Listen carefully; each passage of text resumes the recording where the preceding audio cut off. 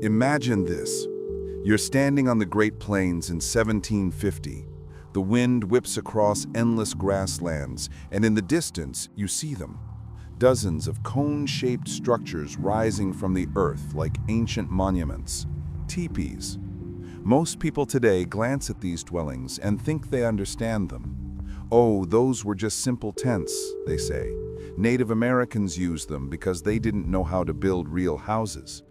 But here's the truth that'll make you rethink everything you thought you knew about architecture, engineering, and human ingenuity. The teepee wasn't a compromise. It wasn't a primitive solution from people who didn't know any better. It was one of the most sophisticated pieces of engineering ever created, designed by cultures that understood something we're only now beginning to grasp, that sometimes the most advanced solution looks deceptively simple. Let me take you on a journey, not just through history, but through the brilliant minds of the Lakota, Cheyenne, Blackfoot, and other Plains tribes who looked at an impossible problem and created something extraordinary. The buffalo economy. To understand the TP, you first need to understand the buffalo. And I'm not talking about the romanticized version you see in nature documentaries. I'm talking about the reality of life on the Great Plains before the 1800s. Imagine herds so massive they stretched from horizon to horizon. 30 to 60 million buffalo roaming across North America. That's not a typo. 60 million. More buffalo than there are people in most countries today. These weren't just animals. They were mobile grocery stores, clothing boutiques, and hardware stores all rolled into one. Every part of the buffalo had a use. The meat fed families for months. The hide became clothing, shelter, and tools. The bones turned into weapons and utensils. Even the sinew became thread. But here's the catch that changed everything. These grocery stores never stayed in one place. Buffalo migrations weren't casual strolls. These herds moved with purpose, following the seasons, the grass, the weather. They covered hundreds of miles, crossing rivers, climbing hills, disappearing over the horizon. And the Plains tribes had a choice to make, a choice that would define their entire way of life. They could stay put, build permanent settlements, and hope the buffalo came to them. Or they could follow the herds, moving with them, becoming as mobile as the animals themselves. The impossible logistics.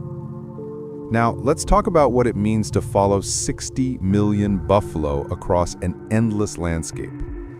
Think about the last time you moved. Maybe you hired movers, rented a truck, spent weeks packing boxes. Maybe you stressed about fitting your couch through the doorway or whether your dishes would survive the trip. Now, imagine doing that not once, not twice, but dozens of times a year. This is where most cultures would have given up. This is where conventional wisdom says, build something permanent and pray the food comes to you. But the Plains tribes looked at this impossible problem and asked a different question.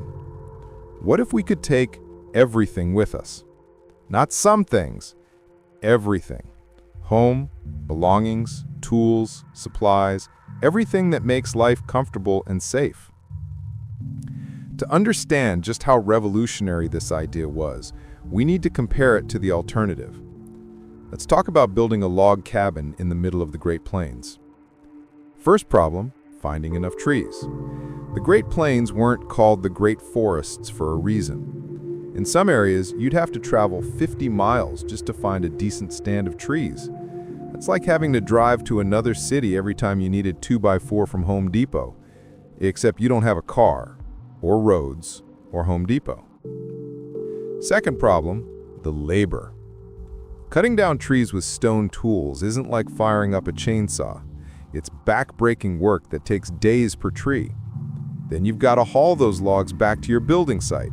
No trucks, no machinery, Just human power and maybe some horses if you're lucky. Third problem, and this is the kicker. After all that work, after all those months of construction, you've built yourself a beautiful, sturdy, permanent home in exactly the wrong place. Because the buffalo have moved on. And now you have two choices: starve or abandon everything you just built and start over somewhere else. The Plains tribes looked at this equation and realized something profound. Permanence wasn't a virtue, it was a liability. Engineering marvel disguised as simplicity. So they designed something different, something that would make modern engineers weak with envy. The tipi wasn't invented in a single flash of inspiration.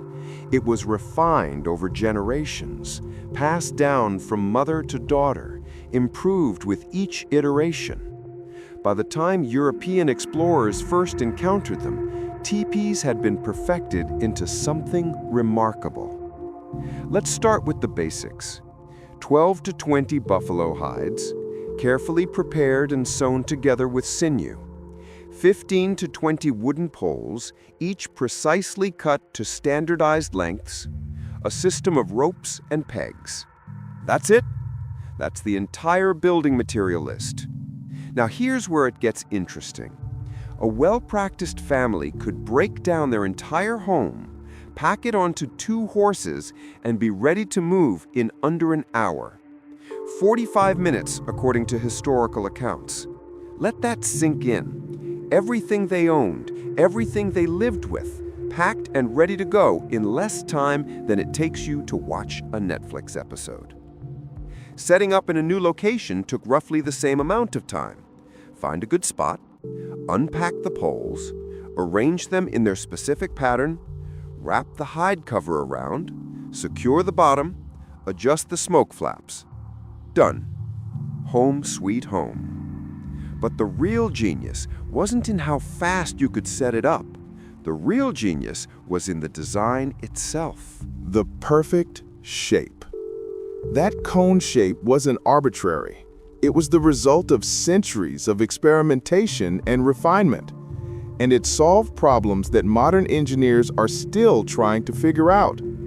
Problem number 1, wind. The Great Plains aren't gentle.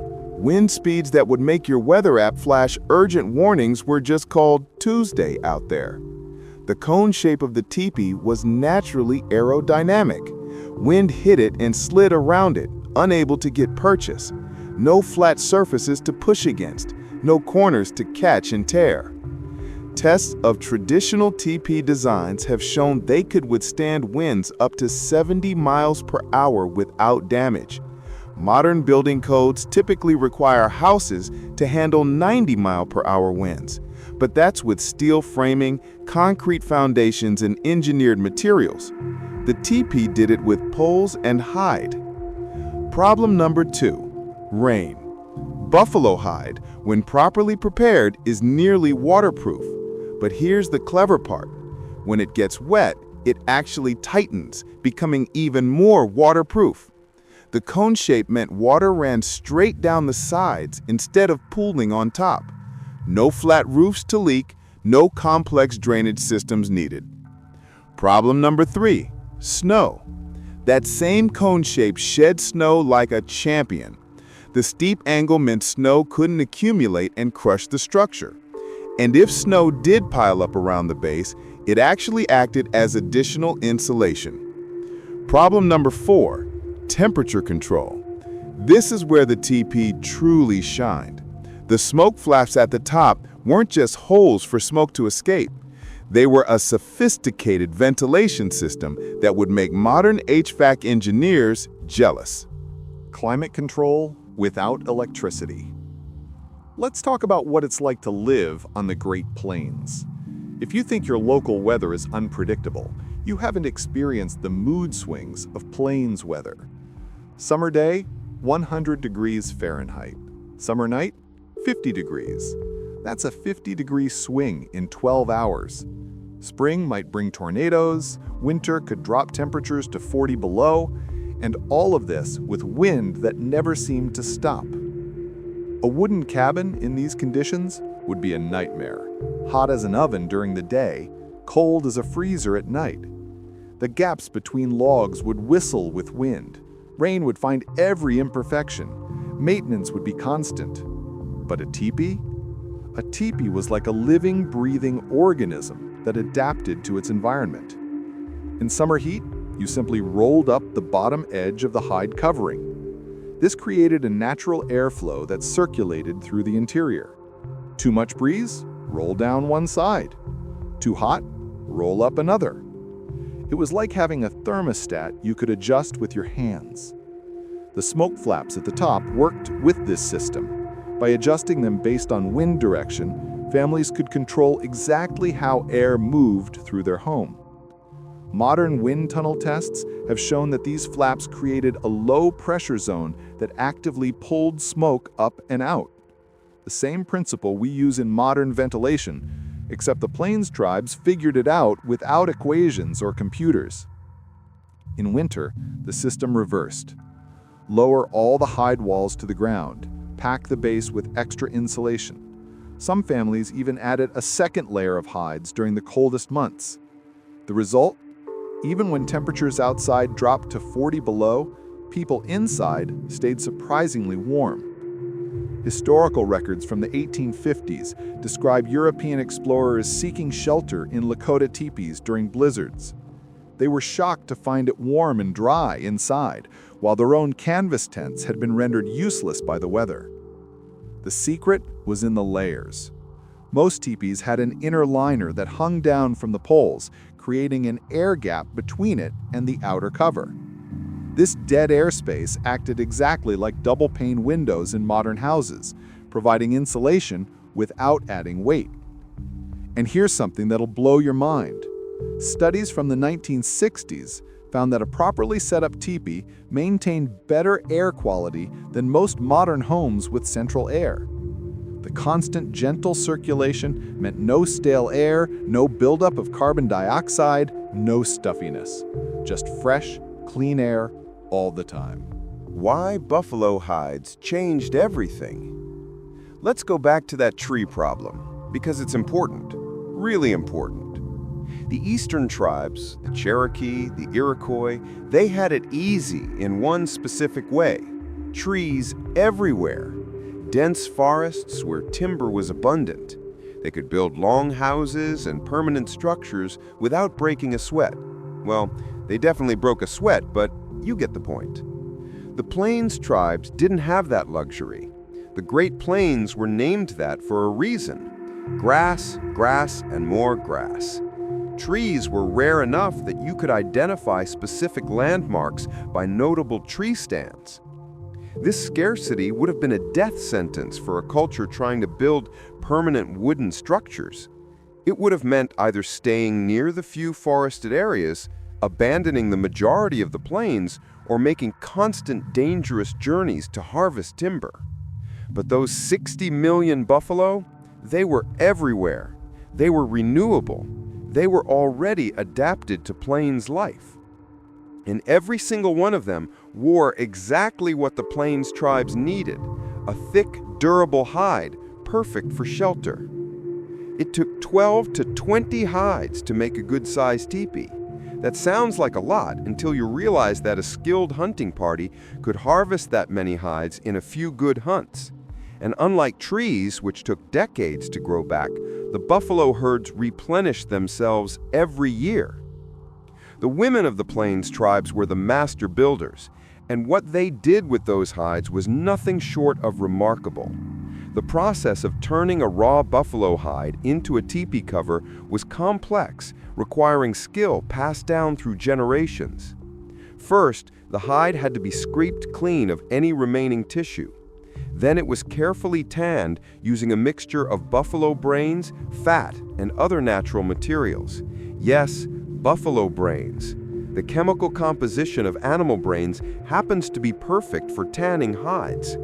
The Plains tribes figure this out through careful observation and experimentation. Once tanned, the hides were incredibly durable, but also flexible and workable. The women would then cut and sew them together using sinew, animal tendon that made excellent thread. The stitching patterns were precise, designed to distribute stress evenly across the entire structure. The finished product was nearly waterproof, highly durable, and surprisingly lightweight. A complete teepee cover might weigh around 100 pounds. Heavy, yes, but manageable with horses. Compare that to the tons of logs you'd need for a wooden structure. Maintenance and repair. Here's another brilliant aspect of the buffalo hide system: modularity. If a wooden house develops a problem, you've got a project on your hands. Rotted boards need replacing. Leaking roofs need patching. Structural damage might require rebuilding entire sections. And remember, you're doing all this on the plains, where timber is scarce. But a teepee? If one section of the hide covering got damaged, you just replaced that section. The poles were standardized, so if one broke, any other pole of the same length would work. No custom cutting, no precise fitting, just swap and go. The hide covers needed regular maintenance, but it was simple maintenance. Smoking the hides periodically kept them supple and resistant to insects. Any small tears could be patched with a piece of hide and some sinew. It was like having a self-healing house. Archaeological evidence shows that a well-maintained teepee could last 10 to 15 years before needing a complete replacement of the hide cover. The poles lasted even longer, sometimes being passed down through generations. Try getting that kind of longevity from modern camping equipment. Living in style. Now let's address what you're probably thinking. Okay, so it's portable and clever, but wasn't it uncomfortable? Weren't they basically camping all the time?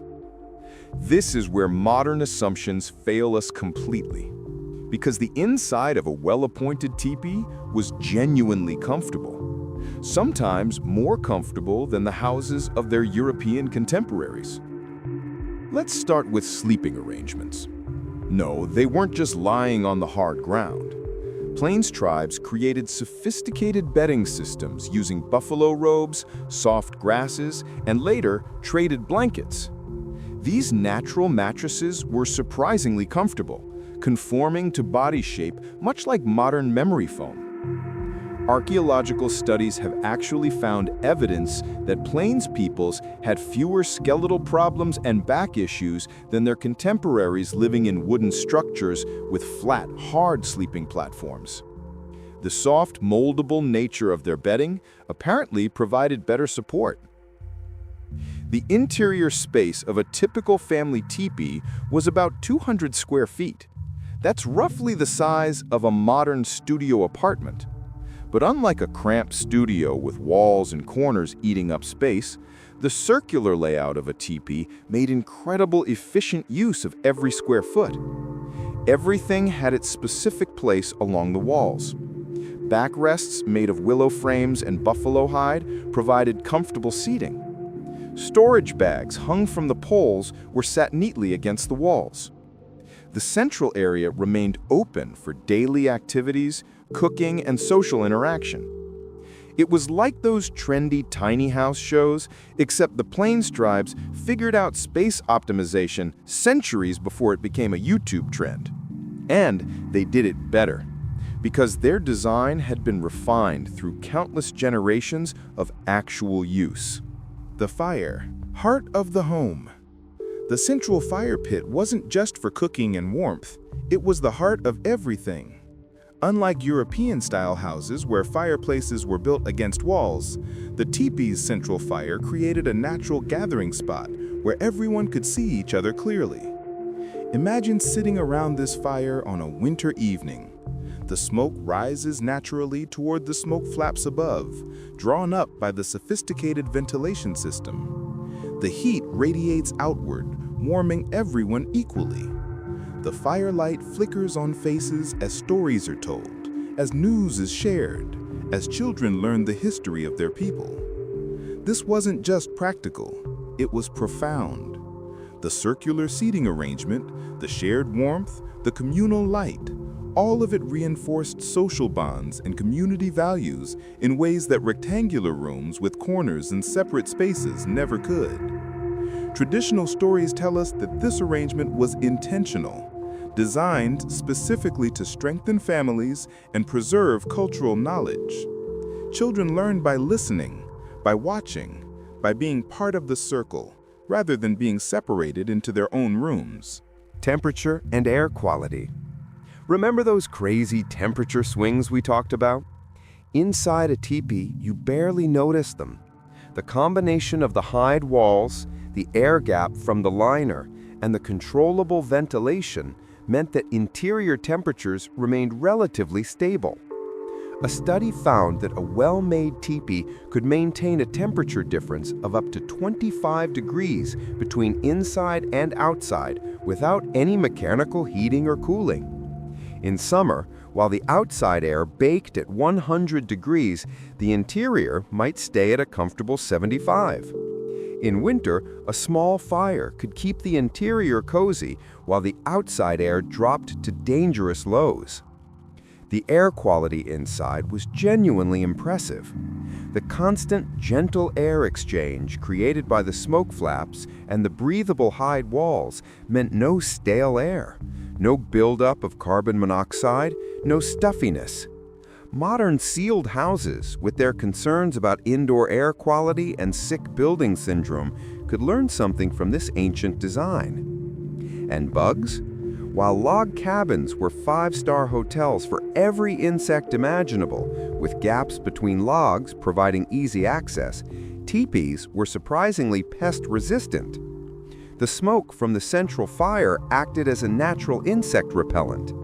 The tight-fitting hide walls didn't leave convenient entry points. The buffalo hides themselves didn't attract wood-boring insects like termites. The acoustic experience. Here's something most people never consider: sound. The cone shape and soft walls of a teepee created interesting acoustic properties. The space acted like a natural amphitheater, making conversation easy while dampening outside noise. Elders who grew up in teepees have described being able to whisper from one side and be heard clearly on the other. The soft hide walls absorbed harsh echoes, creating a warm acoustic environment that made the space feel intimate and comfortable.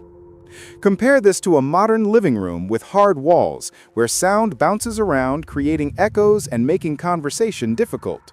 Or to a log cabin, where every sound from outside penetrates through the gaps between logs. The teepee's acoustic properties were just one more way it made life genuinely pleasant. Designed for connection. But here's where the teepee transcends from being merely clever to being genuinely brilliant. Because the greatest innovation wasn't in the materials or the engineering or the climate control. It was in how the teepee shaped human relationships. Modern architects and designers spend millions trying to create collaborative spaces and open floor plans that encourage interaction and connection. The Plains tribes did this centuries ago, and they did it better. The circular shape meant everyone faced everyone else. No corners to hide in, no separate rooms to retreat to.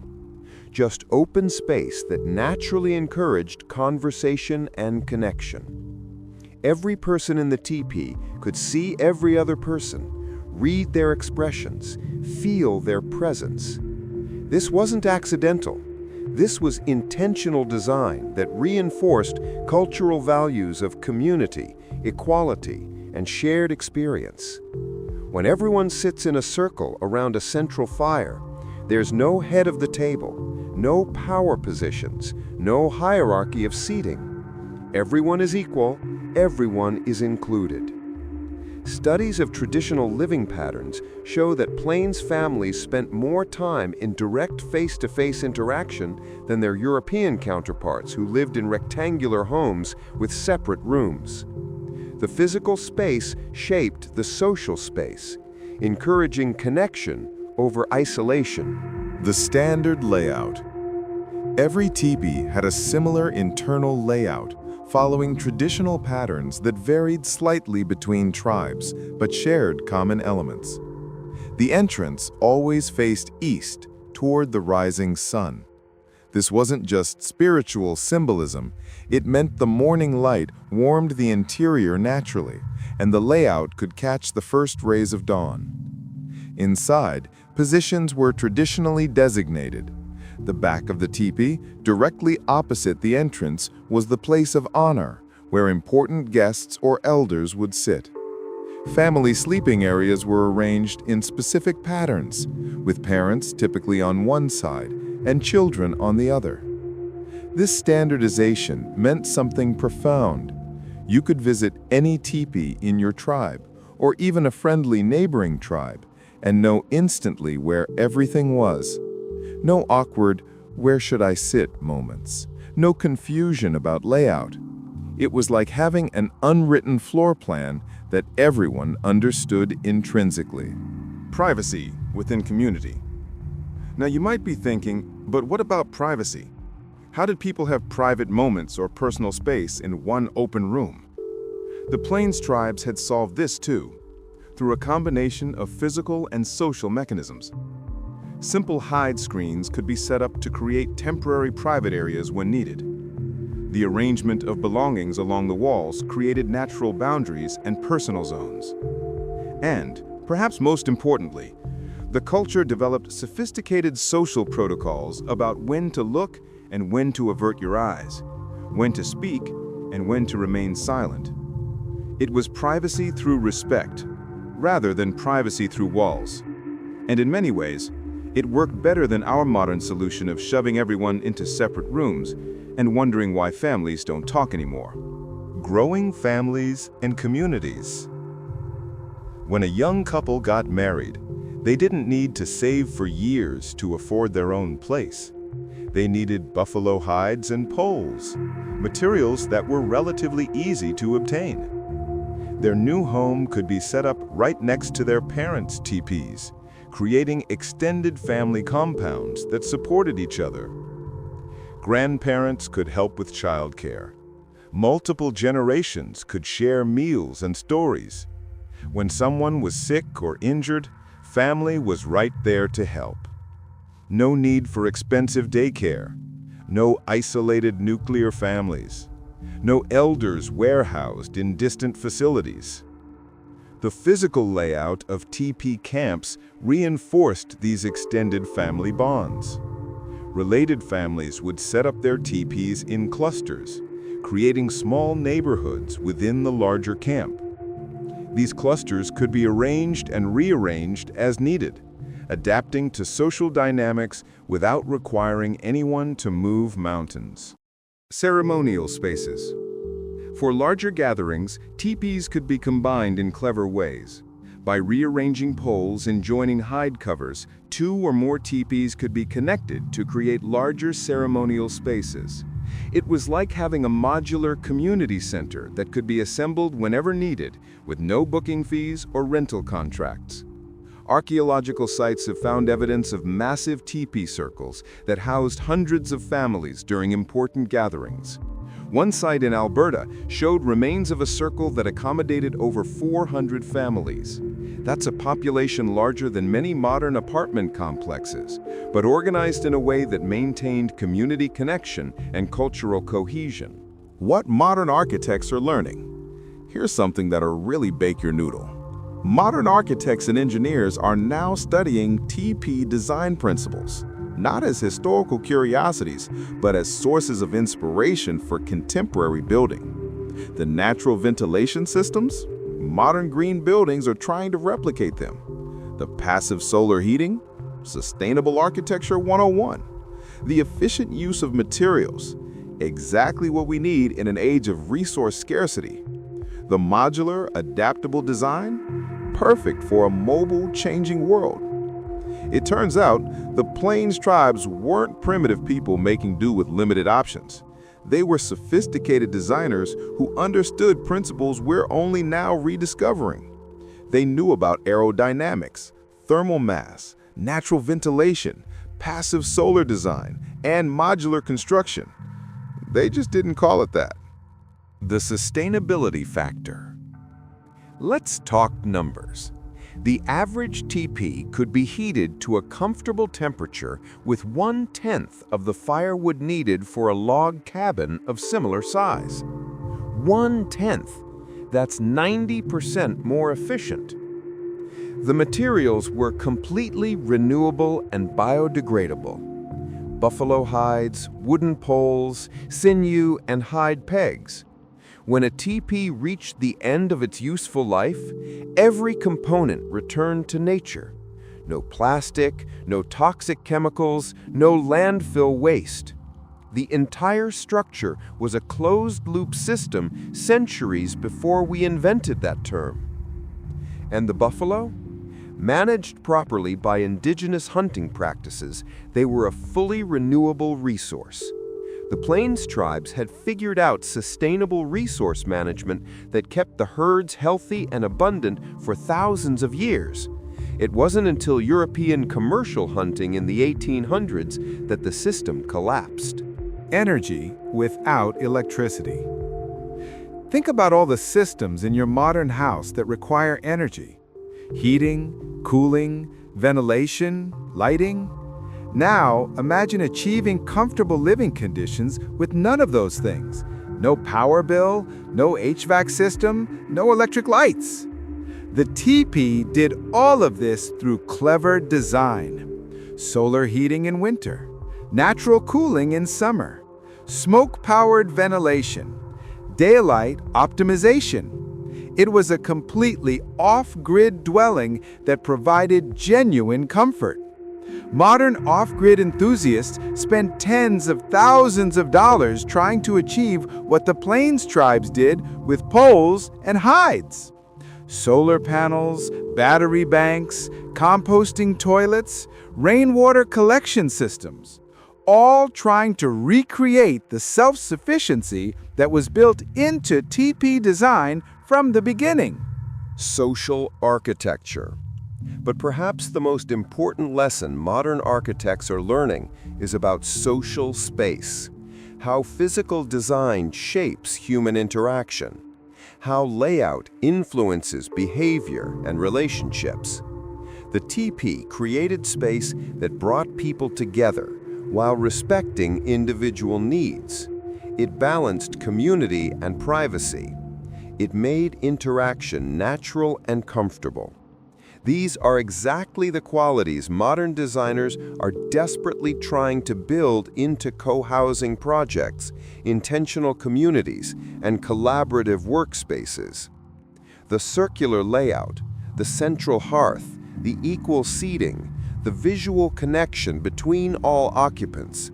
These aren't just nice features. They're fundamental design principles that shape how humans relate to each other.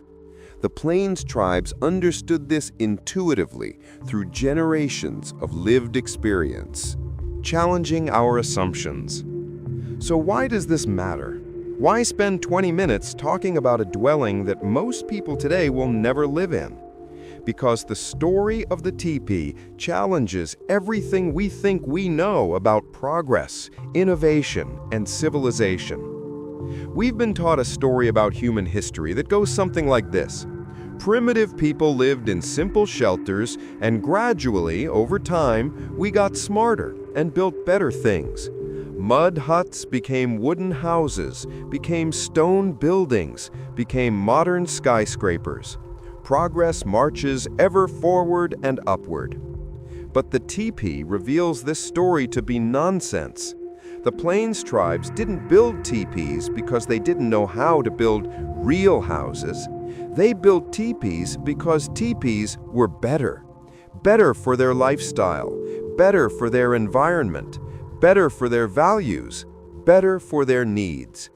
They looked at the problem of living on the Great Plains and engineered a solution that was more sophisticated, more efficient, and more sustainable than the alternatives. They did this without universities, without written plans, without computers or CAD software. They did it through careful observation, experimentation, and the accumulated wisdom of generations. Different doesn't mean primitive. The tipi teaches us that different solutions aren't necessarily inferior solutions, that cultures can be wildly different from each other without one being more advanced than the other, that there are multiple paths to solving any problem, and the best path depends on your specific circumstances and values. The Europeans who first encountered tipis often dismissed them as primitive. They couldn't imagine why anyone would choose to live in a tent when they could build a proper house. This says more about European assumptions than about indigenous intelligence. The Plains tribes had chosen mobility over permanence, community over isolation, sustainability over excess. These weren't compromises. They were conscious decisions based on deep understanding of their environment and their needs. The cost of dismissal. And we paid a price for dismissing their wisdom. When European settlers pushed onto the plains, they brought their own building traditions, sod houses and wooden structures that fought against the environment rather than working with it. Houses that required enormous amounts of fuel to heat, structures that wore out quickly in the harsh plains weather. It took decades of suffering, of frozen settlers and collapsed buildings and wasted resources before European building techniques were adapted enough to work reasonably well on the plains. And even then, they never achieved the elegance and efficiency of the tipi. The commercial buffalo hunts that nearly exterminated the species weren't just an ecological tragedy. They were a deliberate attempt to destroy the Plains tribes by eliminating their resource base. No buffalo meant no hides, no food, no way to maintain their mobile lifestyle. It forced them onto reservations and into permanent structures, dismantling a sophisticated culture that had thrived for thousands of years. What we lost. When the last traditional tipi camps disappeared, we lost more than just a type of dwelling. We lost an entire system of knowledge about sustainable living, about community design, about adapting to your environment rather than fighting it. We lost the understanding that homes could be beautiful and functional without being permanent, that comfort could be achieved without enormous energy inputs, that communities could be mobile without being unstable, that simplicity could be sophisticated. Some of this knowledge has been preserved, passed down through indigenous communities who refused to let it die. But much was lost, scattered, forgotten, in the rush to assimilate everyone into European-style permanent housing.